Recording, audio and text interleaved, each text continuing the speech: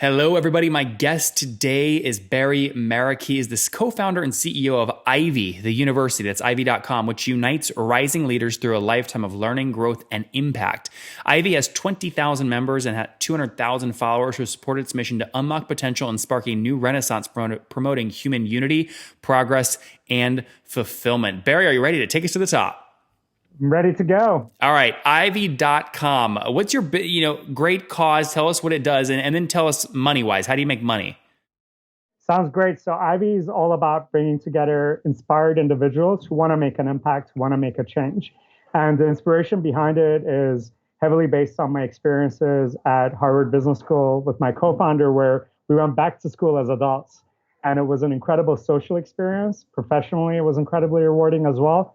And then intellectually and culturally, it also led to a lot of growth. And we wanted to take that experience and make it lifelong and global by creating the world's first social university. And we called it Ivy. So we've been going for 5 years. We're in 7 cities with 20,000 members, as you mentioned. And are those free members or paid? Paying members. All members contribute.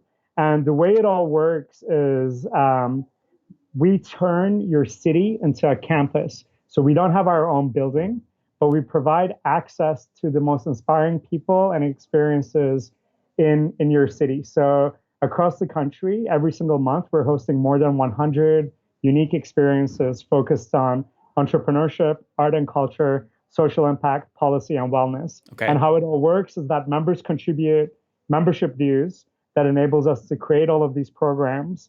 And we also have some of these events are free, some of them are ticketed, and we also have brands who have similar values to Ivy that want to help us elevate these experiences for our members. So on the one hand, it's membership dues and ticket contributions. On the other hand, it's brands that believe in what we believe and want to create a better world together. And before we get more into the backstory here, why you launched all that kind of stuff, what's the average member paying in terms of dues per month? Average monthly dues, I mean, we think of it more on an annual basis. So it's $1,000 a year. Okay. And that's evolved over time. So that's the latest where it's at. If you're under 35 and over 35, it's at $2,000. You assume if you're older, you have a little more money. Well, we see it as like subsidizing it for younger members. But for what we provide, we have more experienced members contribute a little bit more. Interesting. Now, listen, if you got 20,000 people paying about, $1,000 per year, people can kind of back into, numbers. That puts you, what does that put you? You got like 20 something? I mean, are you guys doing about 20 million in ARR? We're actually at 10, okay. 10 of revenue this year. And that's because we evolved quite a bit. So it evolved from we used to do one event a month rather than 100. And the membership dues used to be lower. So everyone who joined in the past, our grandfather, they maintained their membership contributions. And that continues to be the case now, too. So every year the membership rate goes up, but I see. The members maintain their membership. So new folks joining are paying $1,000 for the year. Old folks, and if I take an average across your current 20,000, are paying about 41-ish bucks a month, which puts you at about 830 grand a month, or 10 grand or 10 million in ARR. Does that sound about right? Thereabouts. That was well calculated. That's pretty good. Okay, interesting. This is a successful model for a lot of membership companies I talk to, they have a great cause, they make me cry with their passion, and it's so heartwarming, but they're broke as hell. Why are people willing to pay for this? Like, what would you say the kicker is? You know who I'm talking about, right? When I say they're broke as hell, you know who I'm referring to.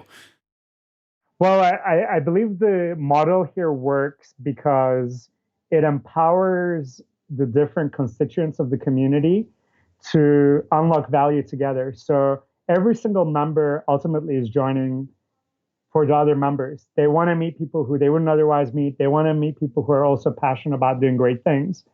And because that attracts such a strong audience, all of our partners, so everyone providing our venues, all of the thought leaders that we feature and showcase, all of the cultural institutions that we align with, all the think tanks and so forth, they all want to get in front of this audience because they all have a story to tell. And what Ivy has done is to create an environment where it's incredibly effective to tell a story because you have a very dynamic, engaged audience.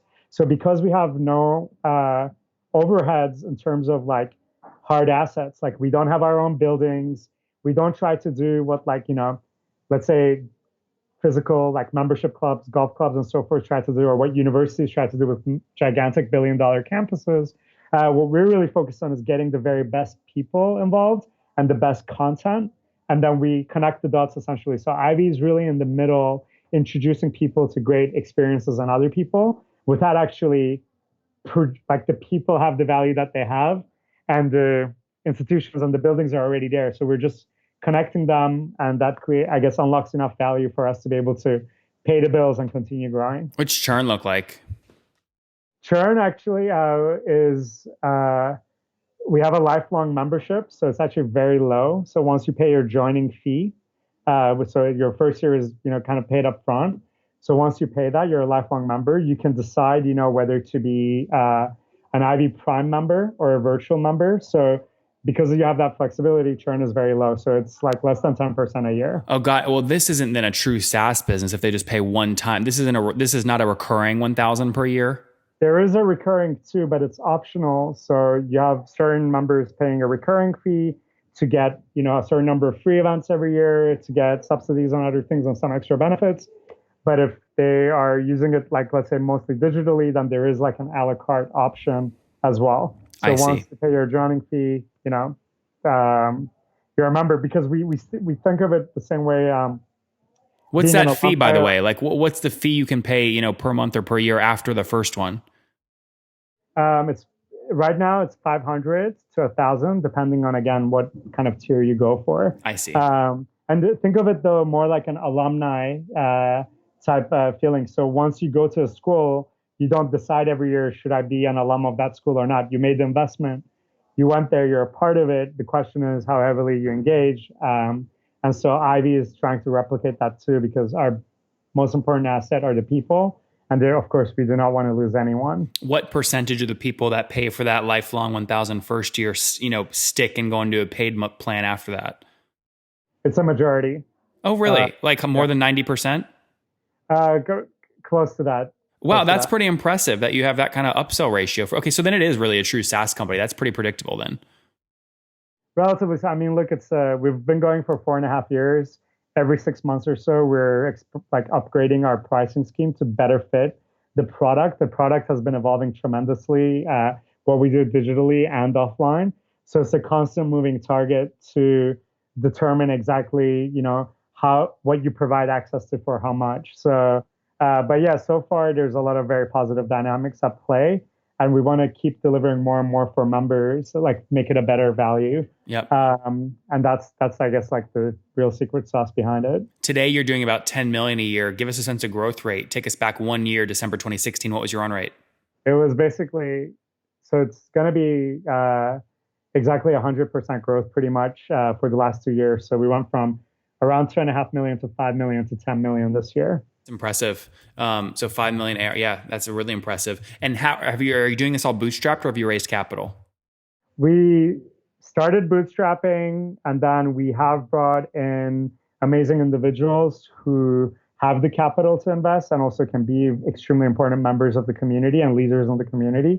So we have a group of individuals from all the different areas that we target supporting us. So everyone from obviously serial entrepreneurs and finance people to people in arts, philanthropy, and the policy space who've backed Ivy over the years. So how much total have you raised? Just over $9 million. Okay, over 9. But it sounds like you're doing this very strategically, or is any of that institutional VC? We don't have any institutions on board. It's all strategic individuals. Many of them are partners at different financial funds, but it's all individual investments. Okay, that makes sense. And what are you at today in terms of team? You said you launched in 2012, right? 5 years ago? Yeah, it's going to be 5 years in February. That's so exciting. What are you at now today in terms of total team members? We're just under 100 people. 100 people. 96 people right now. All in New York? No, we're in 7 cities. So New York has about 35 of our colleagues here, and the rest are in the other 6 cities. So New York has the headquarters, but then there's a New York City focused team here as well. And the other cities just have the city focused teams. Interesting. Now, when you start looking at unit economics on this thing to figure out how you can kind of drive growth even further, what's it costing you all in to acquire a new member? Well, So the way we really invest about $400 per member to bring them on board. To keep in mind though, that integrates a lot of different costs that probably many other companies would never incorporate Like into that what? calculation. So we interview every single member one-on-one. We really get to know what they care about in their professional lives, personally, intellectually, and culturally. And that relationship continues throughout that, from scouting the member or like getting them from the applicant stage all the way through. We also do, host these members at our events to enable them to get to know, how it feels. I mean, our biggest strength and also your biggest challenge is the fact that like Ivy does a lot, and it's not like you can just look at something and know, okay, oh, that's how it is. You have to Yep. really feel it and come to it. So that has costs associated with like obviously getting people to have a taste of everything. And what's your payback period look like? Well, these days it's pretty instant because there's the $1,000 joining fee, as I It's mentioned. upfront. Yeah. Interesting. And can you give me a sense of scale of your paid kind of arm? I mean, are you spending, 100 grand a month on paid stuff, 10 grand, a million? Um, we don't spend that much actually. A lot of it is organic. Like less than 10 grand a month? Thereabouts. Okay. Okay. Wow. It's really low. How are people finding you organically? Well, we host like I said, we host 1,000 events a year. Well, you said most of And- those though, I guess you did say some of them are free and some of them are paid. So the free events are how people find you. well, no. So regardless of whether or not they're paid or free, members can often bring a guest, and also they talk to people about what they did the day before. So it's a kind of it's not like a webinar where you like watch it by yourself and maybe talk to some people about it. It's really like what the latest thing you learned, the latest fun thing you did. If you're a member of Ivy, 50% of the time was probably with Ivy, the latest thing that you're talking about to your friends and colleagues, whether it's in a professional or personal context. So there's tremendous word of mouth. We do also supplement that though to create broader awareness. We do scout people who we believe would be great members. So Oh, great. if you have a startup or a great podcast like this one, if you have something We're that not done yet though. Be careful about giving me compliments this early. so far so great. Yeah, so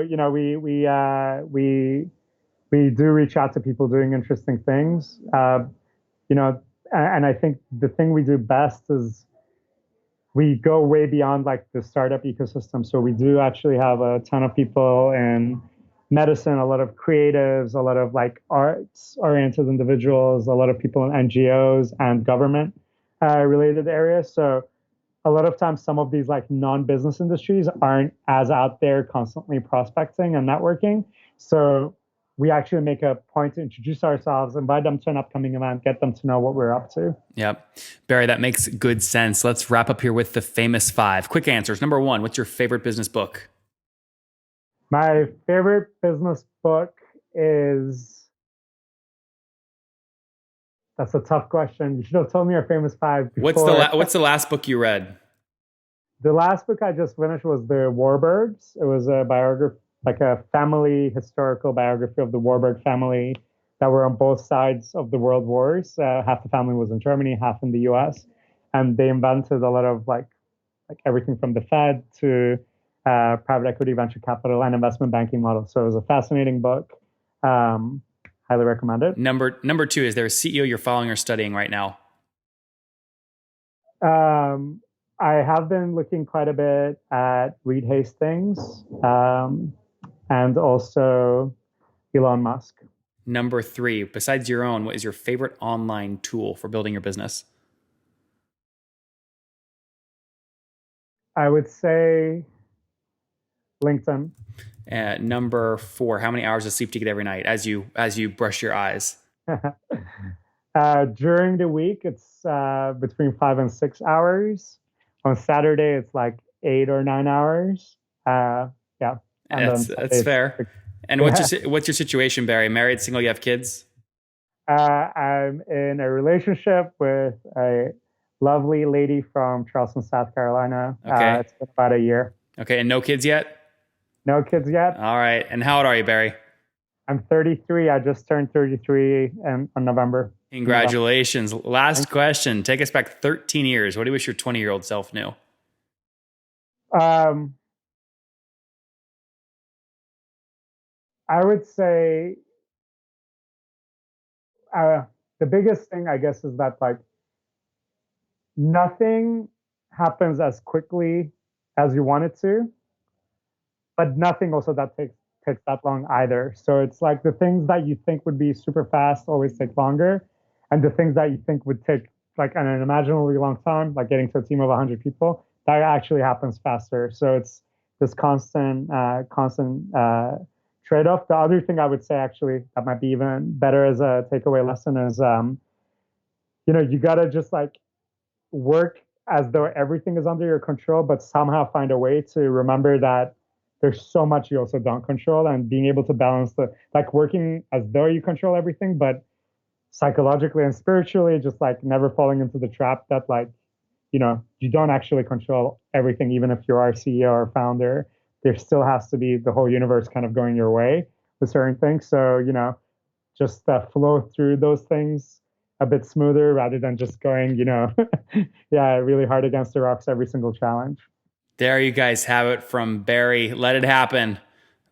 Tell yourself, realize you're not in control, even if you think you are in control, right? That's kind of how you have to do with it. He's launched Ivy many years ago, back in 2012, basically like a virtual college, but without all the infrastructure costs. And he's doing a great job building this brand out. Over 20,000 paying customers. They're growing 100% year over year for the past 3 years, now passing 10 million in ARR. Each customer, new customer today, pays about $1,000. They spend $400 to sign those folks up. Their team of about 100 people based between New York City and a bunch of other remote locations, doing personal interviews to really curate this community. That's probably why they're doing so strong. $9 million raised, super healthy economics. Beri, thank you for taking us to the top. This was great. Thank you, Nathan.